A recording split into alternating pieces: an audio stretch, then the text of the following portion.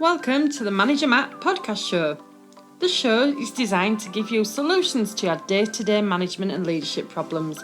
It's hosted by Matthew Haddock, a frontline manager and leader with over 25 years of experience. If you're ready, then let's get on with the show. Hi and welcome back to the Manager Matt podcast show. I hope you are okay and getting the results with your team. And not thinking pizza is the answer to motivation. What do I mean? You'll find out later. On this show, I want to talk about all things management, communication, leadership, and of course, much, much more. I'm your host, Matthew Haddock, and as ever, please like, rate, and share the show with others who might improve their own management skills by listening to me for 15 minutes. This week, I want to dive into a big one. We're talking about how to keep your teams motivated when redundancies have been announced. And because we're all here for a good reason, and that's to be paid, we don't think that pizza parties are cutting it anymore when it comes to that. So let's get into it. Look, let's face it. Let's be really honest and brutally honest, and I think that's always the best policy. The reality of redundancies. There is no easy way to say it. Redundancies announcements shake people to their core. When that R word is mentioned, people stop listening. It's a shock. It's a massive shock. Even if they have a safe role in the process, the psychological impact of seeing colleagues go or the fear that they might be next can seriously harm morale, trust, and of course, productivity. Why wouldn't it? We are humans. If it goes further, there's a possibility of the whole place closing. Well, of course, stress goes through the roof. But of course, as a manager, you've still got to get things done. You've still got to deliver results because that's what you're there to do. So how do you do that? Well, firstly, let's hit one of the myths when it comes to this. And myth number one here. If you keep spirits high with a few perks, people will bounce back. Well, I'm sorry to say it, but pizza can't fix the fear. A muffin won't mend morale. And a surprise ping pong tournament won't restore trust. People are not easily fooled. And of course, it's always done with the greatest intention. I don't think managers go out there thinking that these things are the fix, but they find it what else to do. They ask themselves, what else can I do? You know, real motivation, if you start looking at it and you start looking at how you fix it, how do you really motivate your team? Well, real motivation starts with real communication. So if pizza's not it, what is it? Well, tip number one for me, radical transparency. Your team deserve clarity. And if you're the leader, you're there to do that. They're going to look to you. You know, say what you know and admit what you don't. Be clear about it. If they ask you about why is the redundancy happening, try to be clear about it. Now, I know the HR specialist listening to this will say, well, you can only say this, Matt, and you can't say that. Well, that's fine. But human. You can be human with it. Explain what the future looks like. If you know, explain why. I won't go into what they might be doing, but explain where the business is going. And, you know, how that decision was made to make redundancy, the actual working out. If you can explain that, that builds trust faster than a catered lunch can ever do. Tip number two, make space for the grief. And let's be honest, people are losing colleagues, possible friends. You know, how much of your friendships are people at work? How long do you spend with people at work? Probably more than you do with your friends, really. Possibly, these people might be even losing their livelihoods. So don't push this whole thing of keep calm and carry on culture, you know, the stiff upper lip. Instead, acknowledge that the emotion will be a weight on people. You know, offer them a forum to talk. Offer them a one-to-one process for their emotions so they can try to reset where they are and engage with people. As I said on tip number one about that radical transparency, engage with people, speak to people, be visible for people to see you.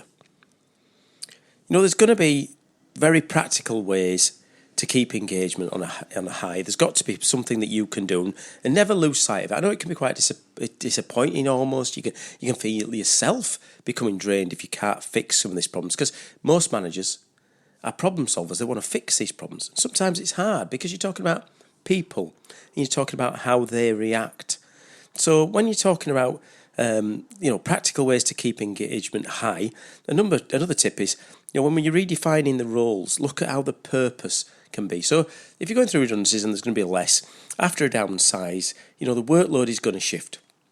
Whatever we think about modern technology coming along, you are going to have workload shifting and people will leave, and that workload may be reduced, it may be moved to other places, but it's probably going to be reabsorbed into your teams.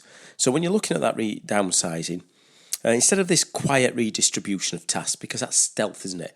Redistribution by stealth. Involve the team in reshaping the roles. Ask what would make your work feel meaningful right now, because that's important for people. What tasks are draining them? What can you do to help motivate when them tasks are in there? Especially if those people are trying to learn new skills now that they didn't do before. People are more productive when they feel ownership, when it's not just being dumped on them, it's not just being done to them. So look at this idea of when you have gone through the process, redefining the roles with the purpose. And then recognise in real time that, don't wait for the next all hands to talk about these things. Like I said on the earlier tip, make sure that you are in real time giving them feedback. We know it's a gift, micro recognition. Thank you, be real with it. Tell your team thank you when things are going well. Have a quick check-in with people, how things are, what's going on. Again, be genuine. It's so busy to get busy, isn't it? As a manager, you get busy. I'm doing this, I'm busy, I've got a meeting to go to, I'm busy. Actually take the time, come away from those busyness, because the people are really going to be struggling under that pressure, and get involved. And the good managers do that. They've got the emotional intelligence to get out there. Tell people how impressive the work there is. Again, not being patronising, being genuine. It shows people that you're still seeing them and valuing them, even through this flux, even through these downsizing, you value the people. And of course, invest in what actually matters. It might be tempted to throw the budget at a feel-good perks. Instead, relocate those resources to things that create long-term motivation. Look at career development, flexible working policies maybe, the mental health support that they may need around there, clear paths of promotion, or look at skill building. Offer your team stability and growth, not just this snack table of pizzas and other things. So when it works, it works. Let's be clear. There's nothing wrong with a team lunch. We all love a good slice of pizza. But the question is, what is your intentions? If you're using pizzas to show appreciation, well, that's great. We should celebrate. Always good. But if you're using it to distract from the emotional burnout, then it's just a band-aid on a broken leg. People can sense the difference. And, honestly, they'll probably trade that slice of pepperoni pizza for some clarity and compassion of what's going to happen now and in the future. Look, my final thoughts on this. Motivation of a team during tough times, it doesn't mean keeping everyone smiling. You've got to appreciate they are going to go through a grief process. It means, though, helping people feel safe, heard and valued, even when that road is rocky. So next time you're tempted to roll the donuts out after the layoff's been announced, stop and ask yourself, how am I actually addressing the reality that matters? Because motivation isn't bought, it's earned. And I'm hoping that I have earned your trust and motivation so you can send me your feedback to managermattpodcast@gmail.com. I've received some great feedback from people like Dwayne and Charlotte and Peter and Paul and a few other people who've sent us some great feedback recently and asked me to do some casts around some of the things that are happening in their world, and those people have sent those emails in. So if you do want to, again, managermattpodcast@gmail.com. I read them all, I'll answer you, and if it's a good enough question or feedback, I'll put it in the next show. Well, that's it for Manager Matt this week. Thank you so much for listening, and goodbye. Thank you so much for listening to this Manager Matt podcast. We hope you found it interesting, helpful and actionable. One last thing, please leave a quick review on iTunes or with your podcast provider, as it helps to spread the word of Manager Matt. If you haven't already done so, please subscribe to the podcast, and if you did like anything in particular, send an email to managermattpodcast@gmail.com or visit managermatt.co.uk for more content. Feedback is a gift, so let's keep giving. See you next week.